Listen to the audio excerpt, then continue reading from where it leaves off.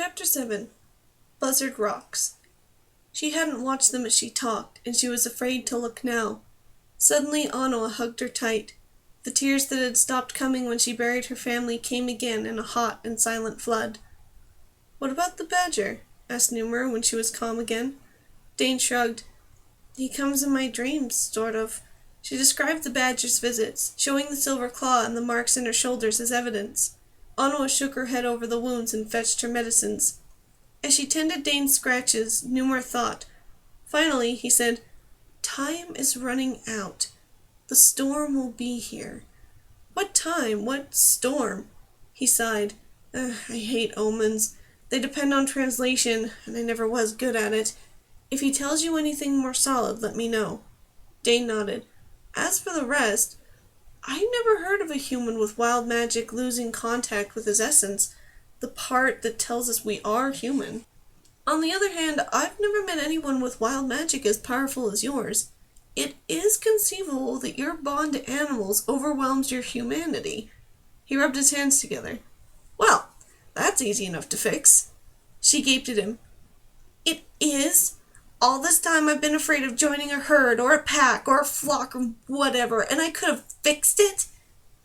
"With help from your humble servant." He stretched his arms. "Are you up to meditating now? I won't let you swim off with the sea lions." He smiled warmly at the girl, and she smiled back. Anna patted her knee. "I leave you mages to it. I'm going to camp and torture some trainees." Quietly she added, "Thanks for trusting me, Dane." "I wish I'd told before," Dane replied guiltily. "Only I was scared." The Khmer stood and dusted sand off her bottom. "After your village hunting you? I'm surprised you made yourself talk to another human again. Don't worry about it. And don't let him work you too hard." With a wave she set off down the beach. Tahoe watched her go. He refused to leave the warmth of the fire to be drenched by rain. "She's quite a woman," said Numer. "You have a good friend in her." "I know," Dane admitted. "Now, just like meditation." She nodded and closed her eyes, feeling his fingers come to rest on her temples. His hands were warm. Carefully she breathed, pushing the sounds of her heart and lungs out of her mind until she barely heard them. Her muscles relaxed one by one. Now she heard a thundering, Numer's heart. She pushed the sound back and let her hearing spread. Tahoe slept, dreaming of rabbits. A sea lion cow had started labor nearby, bringing a new pup into the world. Another pup, already born, suckled at his mother's teat. She heard double heartbeats in some of the other cows, signs of pups to come. "Inside," Numer said. Obediently she looked for her wellspring of copper fire. She dropped in and they fell through it, until she saw a white core to the fire. It bled into the copper as the wild magic bled tendrils into it. Suddenly she was inside the white column, looking out. A shadow glittering with bits of light came between her and the magic. In its tracks flowed a glass wall, its surface etched with odd runes. When the shadow had circled her, the beginning and end of the glass connected. Her head was clear. For the first time in weeks she felt sure of herself. Examining the white fire around her, she found it untainted by her magic, just as the magic was entirely apart now from her inner self. She also knew that she was alone. Numer had gone. She followed him to the real world and opened her eyes. "How do you feel?" asked the mage. She tried to stand and nearly fell over. She was stiff. "A bit rusty, but aside from that, wonderful. Am I fixed? Am I all right?" "You tell me," he said. "Try the listening again. Sea lions live in groups like wolves and horses. If you're going to lose yourself, you should be able to with them. If not, the rider ponies are just down the beach." Dane closed her eyes, took a breath, and she was among the females of the harem, hearing their sleepy talk of fish and weather. The cow in labor had given birth. Her new pup suckled contentedly. The mother barked at him, teaching him the sound of her voice so he'd always know which female she was. Dane opened her eyes and grinned at Numer. The mage smiled back. "Did you forget who Dane is?" "No," she said gleefully. "Sure you don't want to plunge into salty water and eat live octopi? That's what they eat, among other things." She looked at him suspiciously. "What's an octopi?" "One octopus is an octopus. 2 octopuses or more are octopi." "So what's an octopus?" "I take it what this all means is you were able to stay Dane." "It does. So what's an octopus?" He laughed. "All right, Magelet, let's go to sea." She worked the day through, learning about ocean animals. No whales were within range, she was disappointed to learn, and about calling groups of sea animals to her. Afterward, it was a pleasure just to eat, clean, and mend tack with the others, and listen to Sarge talk about daily life in Carthage. Anawa had to wake her up to get her into her bedroll. The sea otter found her in the night, hobbling on 3 paws. The 4th dangled uselessly. She told Dane she'd been hunting in a tidal pool when a wave slammed into her, jamming her into a rock crevice. A second wave had yanked her free, but the paw got caught and broke. Cradling her patient and whispering reassurances, the girl eased out of the tent where she'd been sleeping.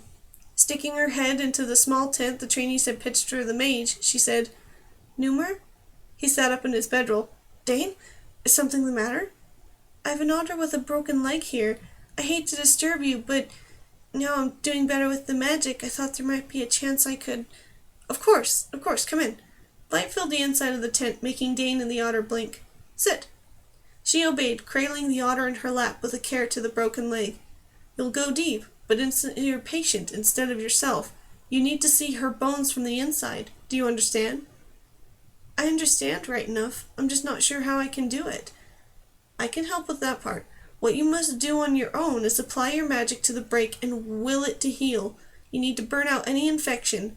Make sure the muscles, veins, and nerves knit together, not just the bone. The strength of your desire is what will complete the task. You must want this to work more than anything, and keep on wanting it, no matter how weary you become.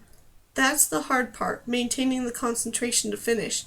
As it tires, your mind will want to attend to something else, just as it does in meditation. You'll get a muscle spasm or an itch, and you'll want to see to it. You can't, not unless you plan to resume splinting your friends and hoping you can keep them quiet long enough for an injury to mend." Dane looked at her patient. The otter gazed up at her calmly. She had sensed that Dane could help her, and she was content. "I'll do it," the girl said grimly. "Let's go." The magic came swiftly into her hold. Numer guided her into the copper-laced animal in her lap and to the broken limb.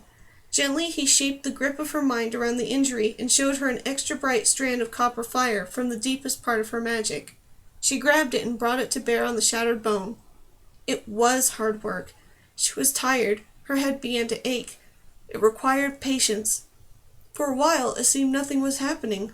Once she almost gave up, but she remembered the otter's wholehearted trust and the promise to heal her. Maul had always said, "Never break a promise to an animal. They're like babies, they won't understand." Dane hung on. At last she saw movement. Tiny bone spurs grew across the break, slowly at first, then quicker. Marrow formed, building itself inside the protection of the spurs. Bruising in the muscles around the break began to vanish. She got sleepy. Her back cramped almost unbearably. "Nuh-uh," she thought fiercely. "No quitting, not ever. If I'd known this, I could have saved Mammoth. If I learn it, I can save others." She did not allow herself to think of anything else until marrow, bone, nerve, vein, and muscles were whole and healthy. When she opened her eyes, she was cocooned in blankets and fiercely hungry.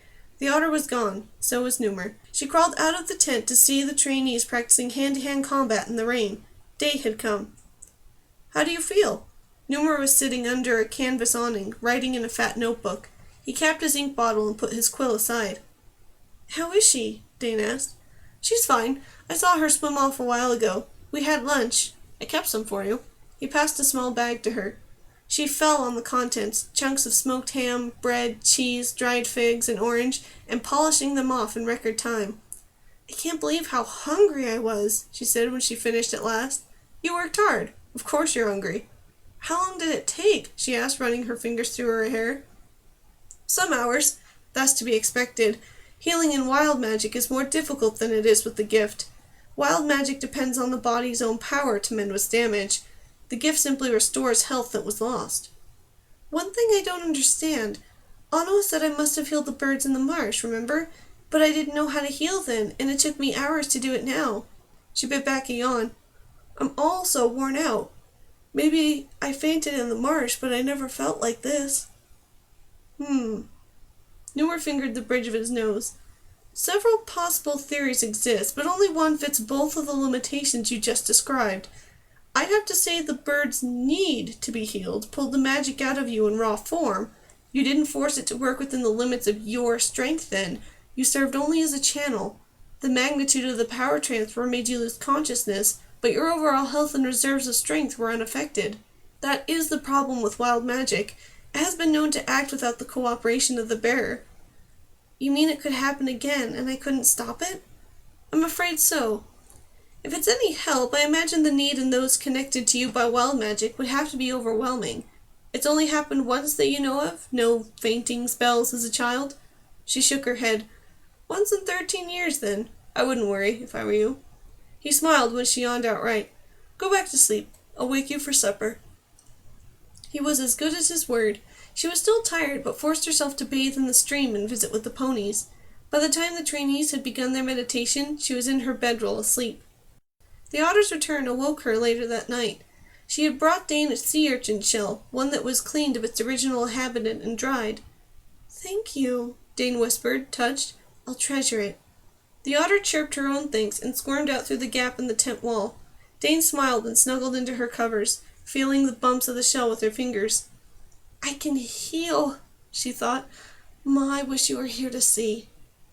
They moved out in the morning under a clear sky. Dane's studies went on. Slowly, she honed her ability to speak with groups of animals so no other creatures might hear. She learned to put her will on 4, then 5, then 6 animals to make them obey. She used whoever was closest, a flock of gulls, dogs in a village where the company stopped for eggs, harbor seals. Her greatest success came when a herd of mule deer came down to graze near their camp one morning. When Dane rose, she saw them. She watched, keeping Tahoe with her, simply enjoying the sight of deer so close to humans. As Sarge's turn out, the flock prepared to flee. Stop! Dane called, throwing up her arm. The deer stopped and did not move until she said, What am I doing? Go on, scat! She took her will off them, and they ran. Feeling pleased with herself, she turned around to find the trainees out of their beds and staring at her oddly. It's a good idea not to say anything out loud, Numa murmured, coming up beside her. She looked up at him and was rewarded with a smile. It keeps the uninitiated from noticing. Just a little professional advice. The lioness walked over to them. Congratulations, Numa. Your student learns fast. I have a good teacher, Dane said, and the mage tousled her hair. Come on, children, you aren't paid to gawp like a bunch of yokels. Sarge's training voice could cut through stone, Dane was sure. Evan was so close that she heard his soft, We aren't paid at all yet. Sarge's eyes flicked his way, and a corner of his mouth twitched. Let's move it or lose it, people. They pushed hard that day, stopping only once to change mounts. By noon, Dane felt as if her teeth would never stop rattling from the wagon, even though she'd switched to riding Cloud twice. About then, she found a brush rabbit by the road. He'd been slashed by a goshawk and was dying. Dane took him into her lap, giving Mangle control of the wagon, and went to work. The healing was harder than before, partly because concentration in a wagon traveling over a rutted road was more difficult than it had been in Numer's tent late at night. Several times Dane was banged out of her meditation. Finally, she switched places with Numer, asking Spots to give her as easy a ride as possible. On a large and placid horse, her luck was better than it would have been on a pony, or than it would have been in the wagon. Still, by the time she finished, she had drenched her clothes in sweat, and she had been working throughout the early afternoon. Weary to the bone, she freed the rabbit. He thanked her and fled, promising to keep a better eye out for predator birds in the future. She watched him go, elated in spite of her exhaustion. They camped on a wide open space that ended in a bluff over a tumble of rocks. Dane, look! Mary said as they were caring for their horses. She pointed out to sea. 3 long, sleek, gray shapes broke from the waves and plunged in again, then 4 shapes, then 2. Dolphins! Once her chores were over, she went to the edge of the bluff. This was her first sighting of dolphins, and she wanted to talk to them. Sitting on the grass, she reached for her magic, and she felt it slip from her grip. Working on the rabbit had tired her to the point of being unable to bear down with her mind. She closed her eyes and tried again. Tahoe barked. One of the trainees loosed an ear-piercing whistle. Concentrate, she ordered herself through gritted teeth. You can do this. Slowly she discarded every sound nearby, until the only one left was her own heartbeat. Bearing down, she pushed it away, and farther. Perversely, it hammered in her ears, louder than ever before. She forced it back one more time. Numer saw her collapse. Alana! He roared. Come quick! A wide, smooth path sloped ahead, bordered in wildflowers. At the top of the hill, 2 people waited in the shade of an old and gnarled oak. Ma? She whispered, her eyes filling, and the woman held out open arms. Dane floated up the path toward her. The man was unfamiliar. He stood by Ma lazily, wearing only a loincloth. He was very brown, heavily muscled, and carried an unstrung bow like a man born with it in his hand. With so much of his skin bare, she could see that there were streaks of green in his tan, a deep green that gleamed in his eyes. Strangest of all, she could see what looked like antlers planted firmly in his curling brown hair. "New friend, Ma?" she asked dryly. The woman laughed. "Still mothering me, Dane?" A bolt of lightning shot through her chest once, twice. Her mother's face saddened. "No!" she cried. Dane fought, but a force was pulling her away. "Ma!" she yelled. "Sirrah!" The man's voice was commanding. "It isn't time. Let her go." Suddenly, she felt reality shatter. Now she hung in open air, high over a rocky bluff where ants gathered around a purple fire. She looked back toward the hill, and a stormwing dropped between her and her mother. He looked her over, a nasty grin showing filthy teeth. "Well, well, what a surprise. What brings you here, little pigeon? Aren't you the darling Queen Zainin has offered so much to have brought to her alive?" "Your queen can eat my arrows," she screamed. "I want my ma." "Kiss my claws and say pretty please," he taunted, and vanished. Dane fell to earth and back into her body. Numer shook Dane as he held her. "You fiend!" he yelled. "What on earth possessed you? You are dead! I ought to kill you myself!" "Numer, calm down." The lioness bent over Dane, looking white and drawn. "How are you, youngling? You gave us a scare." Dane grabbed her hand. "You're the purple fire. You brought me back?" "I gave you a direct jolt to the heart. We thought we'd lost you." "My heart?" She frowned, remembering. "It made too much noise. I wanted it to quiet down so I could talk with the dolphins." "Do you hear her?" Numer asked the clouds. "She wanted to talk to dolphins, so she stopped her own blessed heart. Mythros Minos and Shaketh." Dane sat up. "I never." Numer opened his mouth, and Anua, behind him, covered it. "Not until you can talk without screaming," she said firmly. "Dane, meditation is done for control over body responses, and thus over the mind." Alana's purple eyes were amused, but serious as well. "In cutting back the sound of your heart, you were cutting the heartbeat itself." "Well, I won't do that again," Dane promised, sitting up. "I feel like a mule kicked me in the ribs." The knight chuckled. "In a way, one did. It gave you quite a shot, youngster." She reached a hand to Evan, who helped her get to her feet. "Will you behave now?" Anua asked Numer. He nodded and sighed as she took her hands from his mouth. "And men say we're emotional," the Khmer told Dane.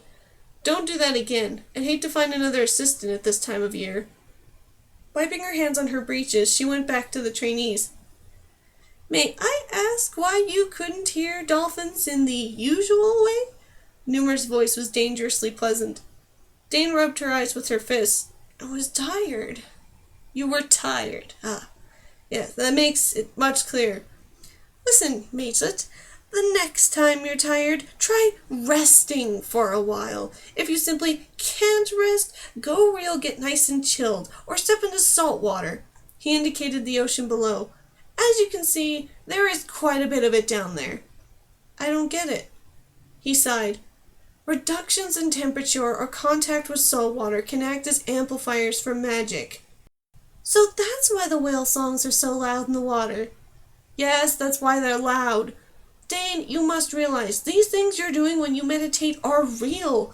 When you reduce the inner sound of your breathing, you are reducing your breath. When you quiet your heart, you're slowing it down. Your body will react. Understand?" "Yes, sir." She got to her feet with a groan. "Do people have visions when they think they're dead?" His control vanished. "I don't know. I've never tried it." "Oh, well, I can see there's no talking to you for the rest of the night," she said wisely. "Not till you're out of this pet you're in." "The pet I'm in!" he bellowed. Definitely time to go groom the horses, she thought. She fell asleep during supper and slept through the night. She felt rested when she woke, an hour before dawn, with something already on her mind. It was the Stormwing. He had been nastily real, in a way Ma and her friend had not been. Even now she could smell that thing's reek, fouling the salt air.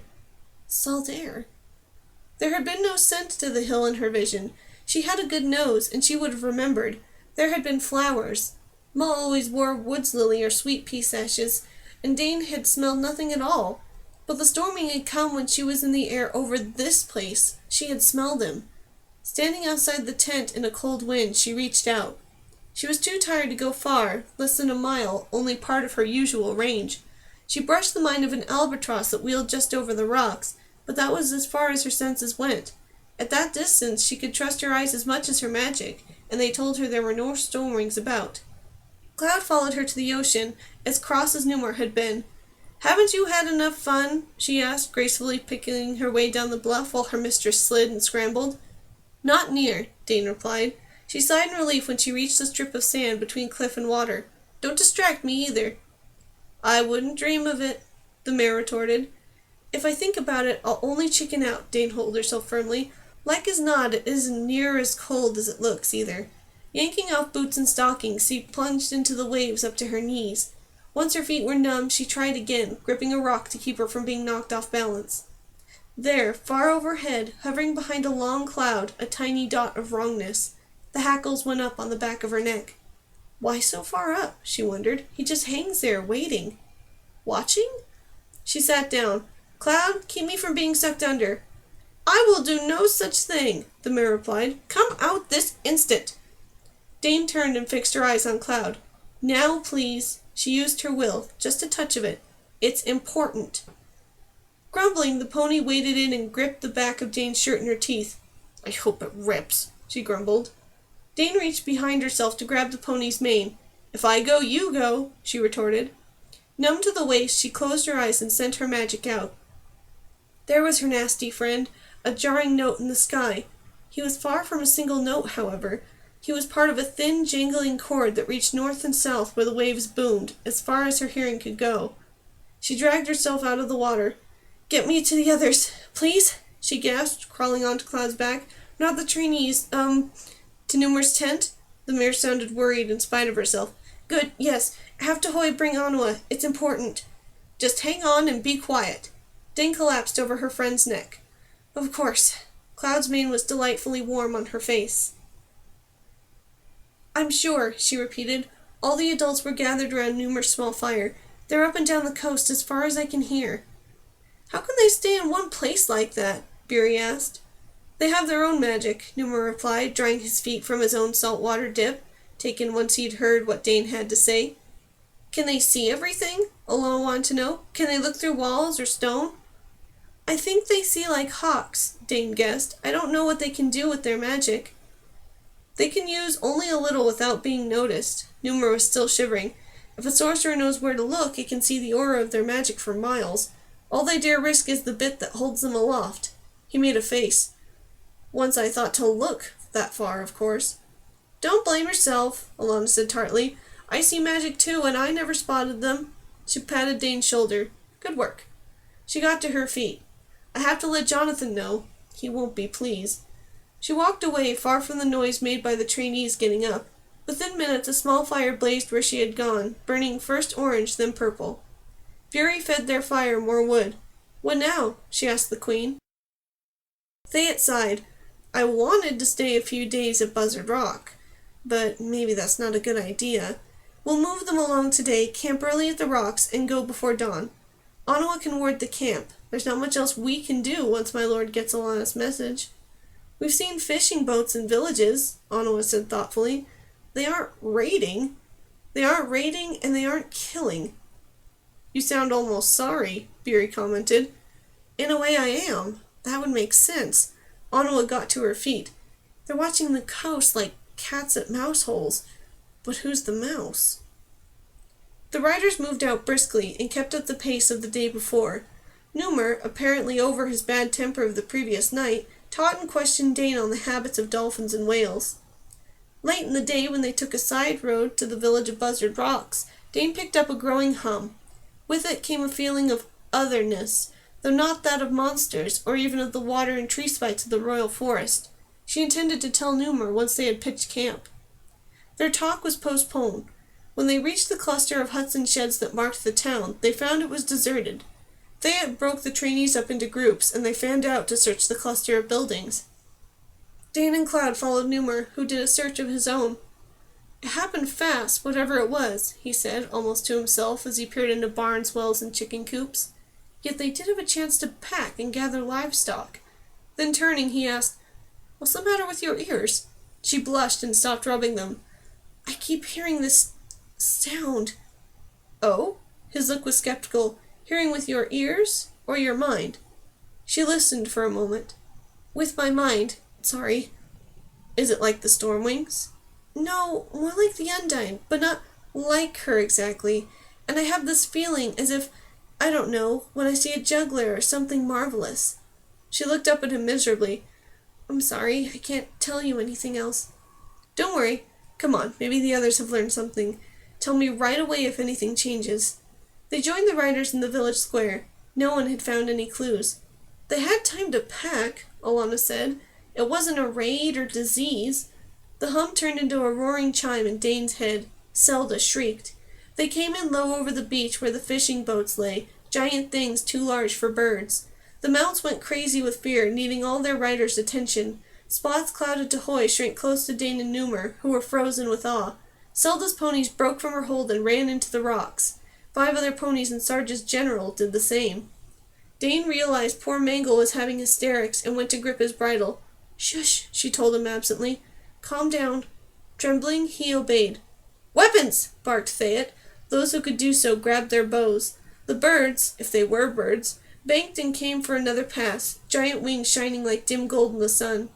This time they gave voice to shuddering, screaming roars.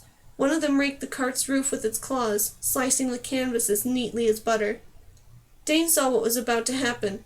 "Stop!" she called to attackers and defenders. Bury got in the first shot, Fayette the second.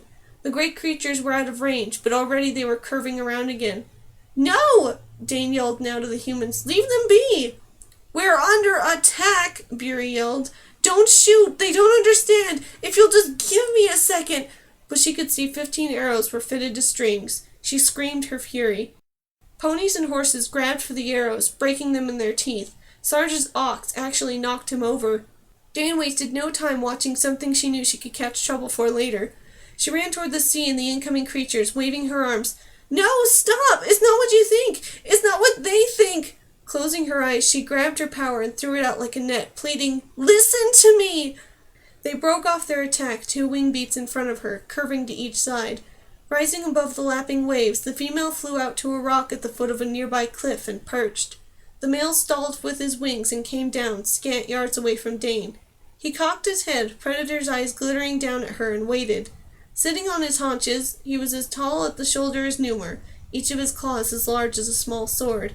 His body was that of a giant feathered cat, blending harmoniously into the head, beak, and wings of an eagle.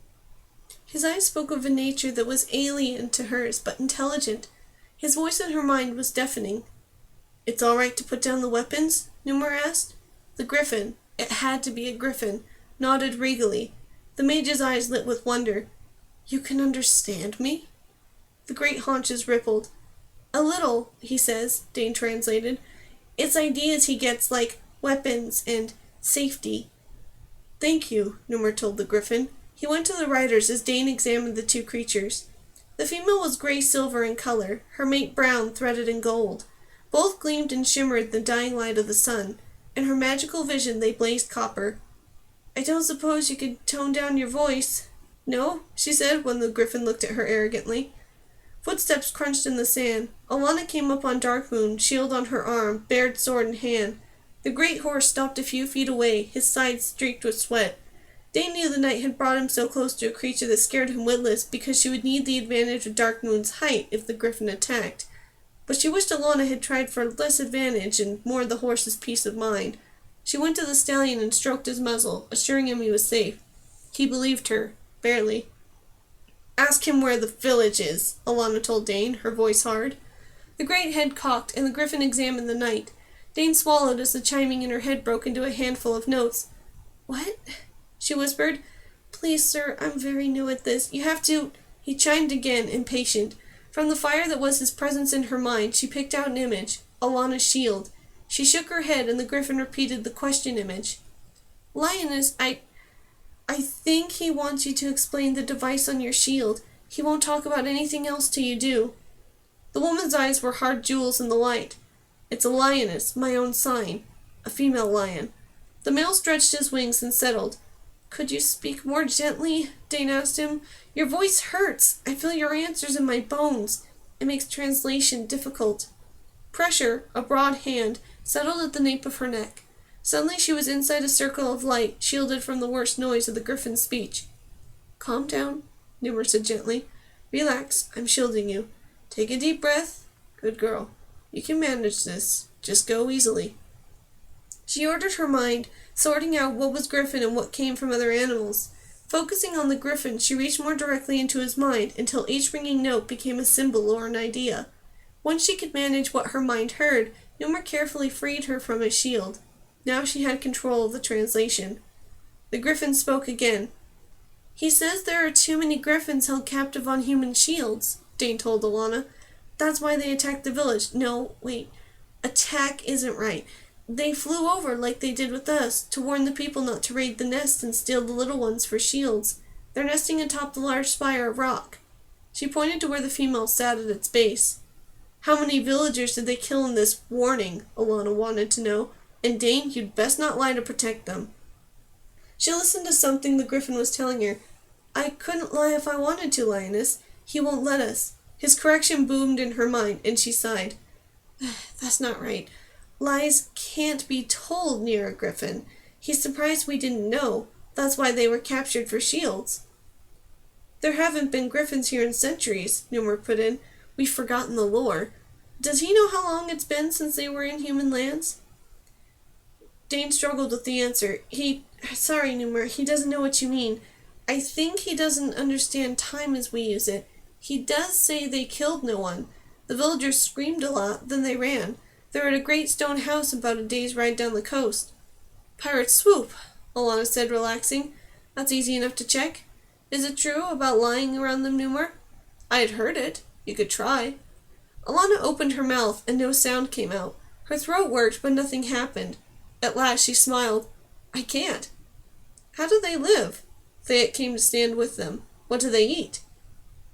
That at least was easy to understand. Fish, Dane said. Dolphins if they can get them. Seals, sea lions, but mostly fish. He says there are big ones in the open ocean. No cattle? No sheep or pigs? The Queen wanted to know. Another easy one. No, Mum, they think grass eaters taste nasty. The Queen hooked her hands in her sword belt, thinking, will he agree to let the villagers come back and not harass them?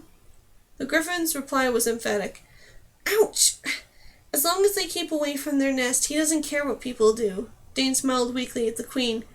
Their voices, our voices, discomfort their ears. They don't want to come any closer to us than they must to protect the little ones. Alana sighed, leaning on the pommel of her saddle. It'd be a shame to destroy such magnificence, she said, admiring the great creatures. The Griffin preened his chest feathers and stood a little straighter. Théot laughed. All right, I'll talk to the locals when we see them.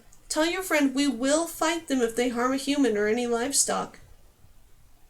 The Griffin's reply was so loud that Dane's temples throbbed. He says don't insult him by calling me his friend. His kind has better things to do than associate with humans. She knew she was blushing. He says at least my voice doesn't hurt his ears. Alana saluted the Griffin with her sword. Your point is taken, sir. Return to your nest, and we won't inflict our voices on you again. Opening his beak, the male loosed a great ringing cry. Before the echoes had faded, he and his mate were in the air, spiraling up to their nest. The humans made camp in the village square. Once the trainees were busy, the officers and Numer took Dane aside. You shouldn't have turned our mounts against us. Théot's green hazel eyes were serious. She gulped. I didn't, honest. They did it without me asking. If you don't believe me, maybe we could bring the Griffins back. No, Alana said firmly. We just got the ponies calmed down. The Queen pursed her lips. You had best study control, mistress, she warned Dane. If we can't trust our mounts, we're in trouble. There's only so much she can do, Numer put in. This is wild magic, your majesty, not the gift. She can't help animals knowing her feelings any more than she can help breathing. I've tested her control. It's as good as she can make it. Wild magic is unpredictable, thus the name. Anawa slung an arm around Dane's shoulders. It's got to be harder on her than on us, Majesty. She's a good girl. Dane bit her lip, glad she had friends. Human ones, not just animals. Thea rubbed her neck. "I'll be so glad when we reach Pirate Swoop," she said. "A hot bath and a night's sleep in a bed, and I'll be a new woman." She smiled at Dane. "I'm not going to bite you, youngster. I'm not even angry, not really. I will say this, riding with you has been an eye-opener." "Welcome to the club," muttered Newmer. "You know," Alana remarked, "I have a feeling if the people come back, this is going to be a very honest village from now on." Onawa said, "If so, a lot of husbands will be sleeping in the barn." In the morning, the road swung away from the coast. Dane watched with disappointment as trees blocked her view of the sea. Her sadness grew when Newmer left them after noon. He lived in a tower visible to the west. It would take him an extra 3 hours to reach it if he followed the riders. He promised that he'd see her soon. She had to be content with that. By mid-afternoon, the trees thinned and vanished. The main road sloped downhill from there to pass a large, prosperous-looking village on the shore. The road they followed left the main one to approach a strong-looking fortress built around 3 towers, one much thicker than the others. "Pirate Swoop," Evan said. He had fallen back to keep Dane company. "You'll like this place. I think you'll like the Baron, too. He and my father have been friends for years. He's different." The gates ahead opened to reveal the Baron's and Alana's domain.